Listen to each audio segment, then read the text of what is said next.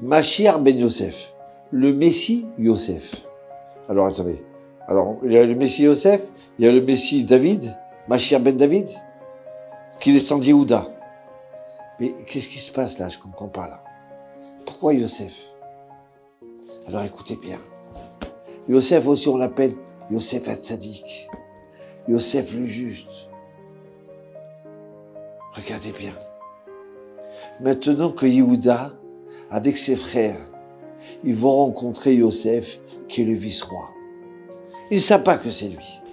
D'accord? Mais moi, si j'avais payé à la place de Yosef, il y a 20 ans de ça, mes frères, ils ont essayé de me vendre. Ils ont essayé de me tuer. Ils m'ont jeté dans le puits. Il y avait des serpents. Après, ils m'ont vendu à une caravane, Ken, d'Arabes. J'étais là-bas, dans cette caravane, qui m'ont emmené jusqu'en Égypte. Et en Égypte, j'étais vendu comme esclave.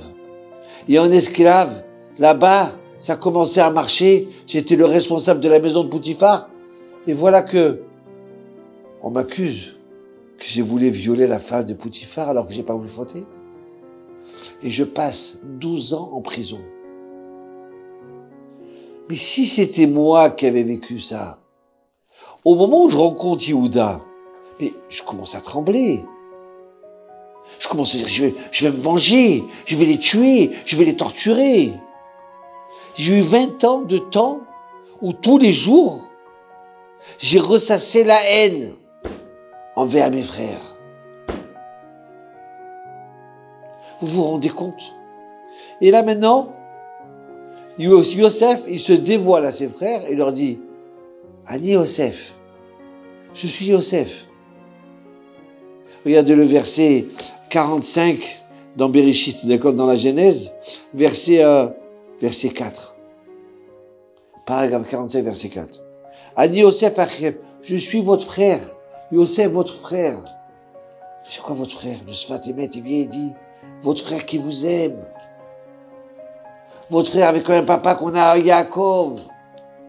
Quoi? Tu leur en veux pas? Tu voudrais pas les casser? Tu voudrais pas les martyriser? Tu les aimes entièrement? Ouais. Regardez qu'est-ce qui a marqué. Je vous dis, là ce qu'on va parler là maintenant, c'est très important pour notre vie, pour notre histoire. Comment ça se fait que Yosef, il peut rester tranquille? Il peut aimer ses frères après 20 ans de souffrance. À cause d'eux. À cause de Yehuda. Comment ça se fait qu'il n'en veut pas? Moi, j'aurais vu une personne comme Yosef 20 ans après, je l'aurais vu déjà avec des tranquillisants, des médicaments pour se calmer. D'accord? Et là, il vient nous dire, regardez. Vata, le paragraphe 45, verset 8. Et maintenant, c'est pas vous qui m'avez envoyé. C'est Dieu qui m'a envoyé. Ouais. Quelle leçon pour nous. Il leur dit, Yosef, je vous en veux pas. Ne vous disputez pas quand vous rentrez voir papa, Yaakov. Parce que c'est Hachem qui a fait ça, qui a programmé tout ça depuis le début jusqu'à la fin. Donc j'ai pas le droit de vous en vouloir. Tout était pour le bien. Toutes ces contractions, toutes ces peurs que j'ai eues dans ce puits-là, et que j'étais vendu dans une prison, et vous regardez maintenant, je suis vice-roi.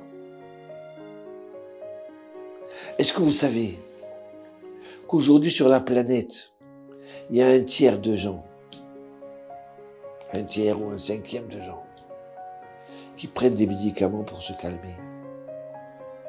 Est-ce que vous savez que la médecine, elle vient et dit que les gens qui ont des problèmes d'estomac, c'est parce qu'ils vivent dans l'angoisse. Que les gens qui sont en dépression, c'est parce qu'ils vivent dans l'angoisse. Parce que c'est à cause de lui, c'est à cause de l'autre. Ils voient toute leur vie horizontalement.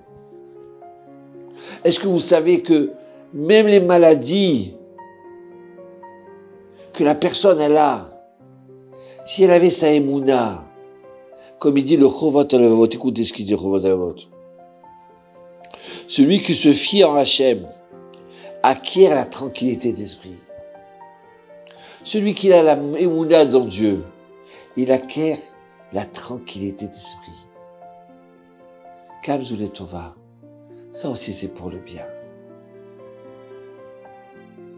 Alors à ce moment-là, c'est là cette émouna-là, que c'est Hachem qui dirige ce monde-là. Il n'a plus de haine envers les gens. Il n'en veut pas. Il ne veut pas se venger.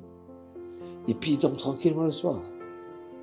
Ok, il t'a volé une fois, deux fois. Ça va, tu peux lui dire bonjour et ça y est, tu ne fais plus d'affaires avec lui. Mais vis tranquille.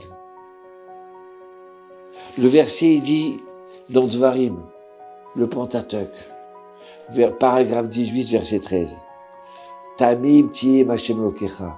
Tu seras entier envers Hachem. Ça veut dire quoi, tu seras entier avec Hachem? Que tu sais qu'en fin de compte, tout ce qui tourne autour de toi, d'accord, c'est Hachem. Que le bien qui t'arrive, que le mal il t'arrive, que si c'est dur, c'est Hachem.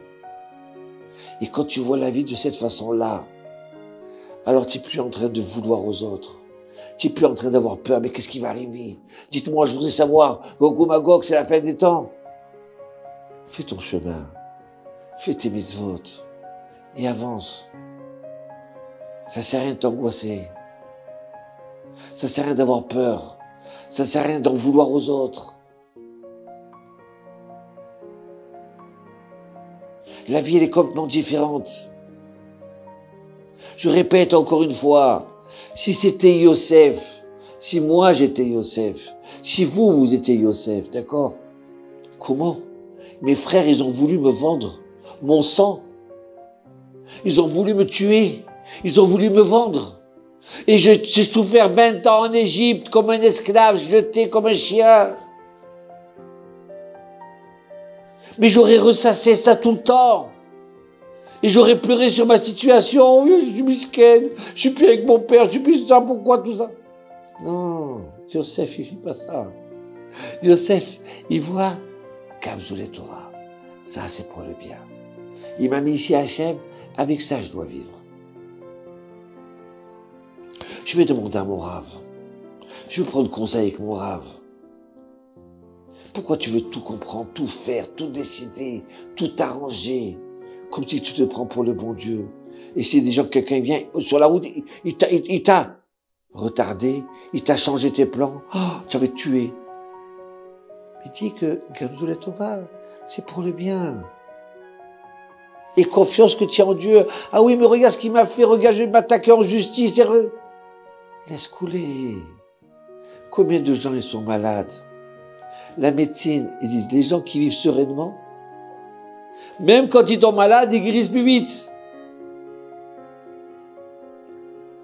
Et ceux qui vivent dans l'angoisse, qui pensent qu'ils vont tout organiser, tout préparer. Donnez-moi un médicament. Mais c'est le jour de mariage de votre fille. Non, mais donnez-moi un médicament, il faut que je me calme, il faut que je me calme. Parce que les fleurs, elles sont pas roses comme j'ai commandé. Il va porter les fleurs qui sont roses d'une autre couleur. Rose blanche.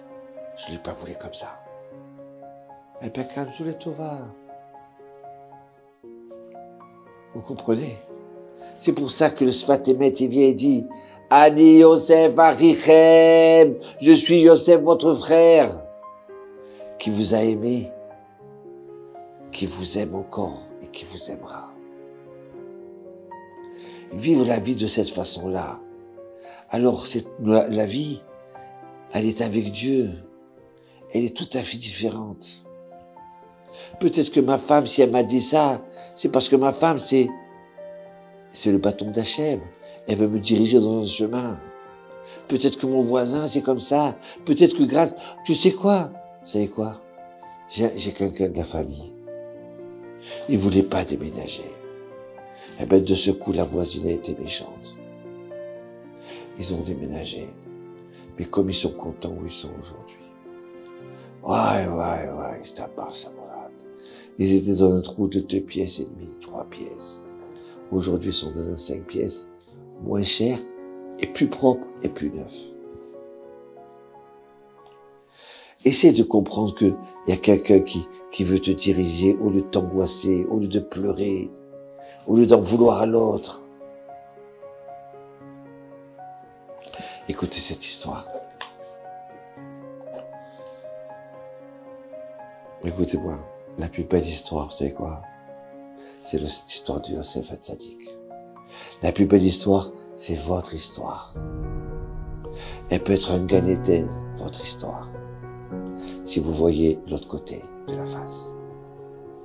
Bracha v'hatzlacha.